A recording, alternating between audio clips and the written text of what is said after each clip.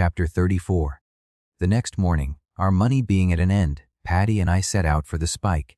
We went southward by the old Kent road, making for Cromley. We could not go to a London Spike, for Paddy had been in one recently and did not care to risk going again. It was a 16-mile walk over asphalt, blistering to the heels, and we were acutely hungry. Paddy browsed the pavement, laying up a store of cigarette ends against his time in the Spike. In the end, his perseverance was rewarded, for he picked up a penny. We bought a large piece of stale bread and devoured it as we walked. When we got to Cromley, it was too early to go to the Spike, and we walked several miles farther to a plantation beside a meadow where one could sit down. It was a regular caravanserai of tramps. One could tell it by the worn grass and the sodden newspaper and rusty cans that they had left behind. Other tramps were arriving by ones and twos. It was jolly autumn weather. Nearby, a deep bed of tansies was growing. It seems to me that even now I can smell the sharp reek of those tansies, warring with the reek of tramps. In the meadow, 2 Carthorse colts, raw sienna color with white manes and tails, were nibbling at a gate. We, sprawled about on the ground, sweaty and exhausted. Someone managed to find dry sticks and get a fire going, and we all had milkless tea out of a tin drum, which was passed round. Some of the tramps began telling stories. One of them, Bill, was an interesting type, a genuine sturdy beggar of the old breed, strong as Hercules and a frank foe of work. He boasted that with his great strength, he could get an annoying job any time he liked, but as soon as he drew his first week's wages, he went on a terrific drunk and was sacked. Between whiles he mooched, chiefly from shopkeepers.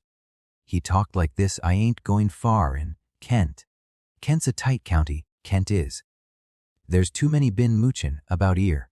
The bakers get so as they'll throw their bread away sooner'n give it you. Now Oxford, that's the place for moochin'. Oxford is. When I was in Oxford I mooched bread, and I mooched bacon, and I mooched beef, and every night I mooched tanners for my kip off of the students. The last night I was 2 pence short of my kip, so I goes up to a parson and mooches 'im for 3 pence. He give me 3 pence, and the next moment he turns round and gives me in charge for beggin'. 'You been beggin'?' the copper says. 'No, I ain't,' I says. 'I was askin' the gentleman the time,' I says. The copper starts feelin' inside my coat, and he pulls out a pound of meat and 2 loaves of bread. 'Well, what's all this then?' he says. 'You better come 'long to the station,' he says. 'The beak give me 7 days. I don't mooch from no more parsons.' But Christ, what do I care for a lay up of 7 days? Etc., etc. It seemed that his whole life was this, a round of mooching, drunks, and lay-ups. He laughed as he talked of it, taking it all for a tremendous joke. He looked as though he made a poor thing out of begging, for he wore only a corduroy suit, scarf, and cap, no socks or linen. Still, he was fat and jolly, and he even smelt of beer, a most unusual smell in a tramp nowadays. 2 of the tramps had been in Cromley Spike recently, and they told a ghost story connected with it. The years earlier, they said, there had been a suicide there. A tramp had managed to smuggle a razor into his cell, and there cut his throat. In the morning, when the tramp major came round, the body was jammed against the door, and to open it they had to break the dead man's arm. In revenge for this, the dead man haunted his cell, and anyone who slept there was certain to die within the year. There were copious instances, of course.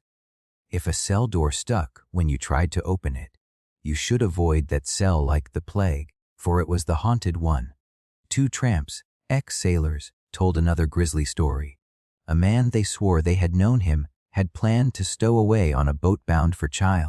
It was laden with manufactured goods packed in big wooden crates, and with the help of a docker the stowaway had managed to hide himself in one of these. But the docker had made a mistake about the order in which the crates were to be loaded. The crane gripped the stowaway, swung him aloft, and deposited him at the very bottom of the hold, beneath hundreds of crates. No one discovered what had happened until the end of the voyage, when they found the stowaway rotting, dead of suffocation. Another tramp told the story of Gilderoy, the Scottish robber. Gilderoy was the man who was condemned to be hanged, escaped, captured the judge who had sentenced him, and a splendid fellow hanged him. The tramps liked the story, of course, but the interesting thing was to see that they had got it all wrong. Their version was that Gilderoy escaped to America, whereas in reality he was recaptured and put to death. The story had been amended, no doubt deliberately, just as children amend the stories of Samson and Robin Hood, giving them happy endings which are quite imaginary. This set the tramps talking about history, and a very old man declared that the on-bite law was a survival from days when the nobles hunted men instead of deer. Some of the others laughed at him, but he had the idea firm in his head. He had heard, too, of the Corn Laws and the Jus Prima Noctis. He believed it had really existed, also of the Great Rebellion, which he thought was a rebellion of poor against rich. Perhaps he had got it mixed up with the peasant rebellions. I doubt whether the old man could read, and certainly he was not repeating newspaper articles. His scraps of history had been passed from generation to generation of tramps, perhaps for centuries in some cases. It was oral tradition lingering on, like a faint echo from the Middle Ages. Patty and I went to the Spike at 6 in the evening, getting out at 10 in the morning. It was much like Rompton and Edbury, and we saw nothing of the ghost. Among the casuals were 2 young men named William and Fred, ex-fishermen from Norfolk, a lively pair and fond of singing. They had a song called Unhappy Bella that is worth writing down. I heard them sing it half a dozen times during the next 2 days, and I managed to get it by heart, except a line or two which I have guessed. It ran, Bella was young and Bella was fair, with bright blue eyes and golden hair. Oh, unhappy Bella! Her step was light and her heart was gay, but she had no sense, and one fine day she got herself put in the family way by a wicked, heartless, cruel deceiver. Poor Bella was young. She didn't believe that the world is hard and men deceive. Oh, unhappy Bella, she said. My man will do what's just. He'll marry me now, because he must. Her heart was full of loving trust in a wicked, heartless, cruel deceiver. She went to his house. That dirty skunk had packed his bags and done a bunk. Oh, unhappy Bella, her landlady said. Get out, you whore. I won't have your sorta darkening my door. Poor Bella was put to affliction sore by a wicked, heartless, cruel deceiver. All night she tramped the cruel snows. What she must have suffered nobody knows. Oh, unhappy Bella. And when the morning dawned so red, alas, alas, poor Bella was dead, sent so young to her lonely bed by a wicked, heartless, cruel deceiver.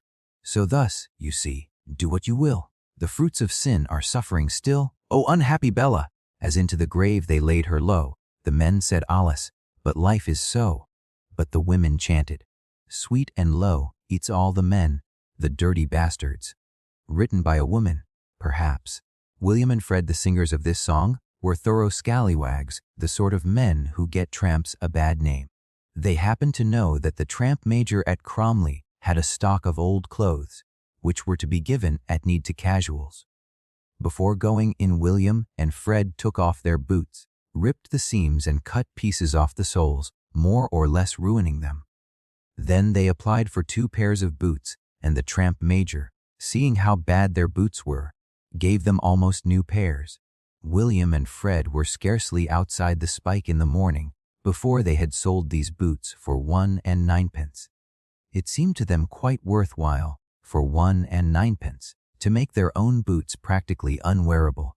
Leaving the Spike, we all started southward, a long slouching procession for Lower Benfield and Ide Hill. On the way there was a fight between 2 of the tramps.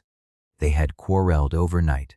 There was some silly casus belli about one saying to the other, bullshit, which was taken for Bolshevik deadly insult, and they fought it out in a field.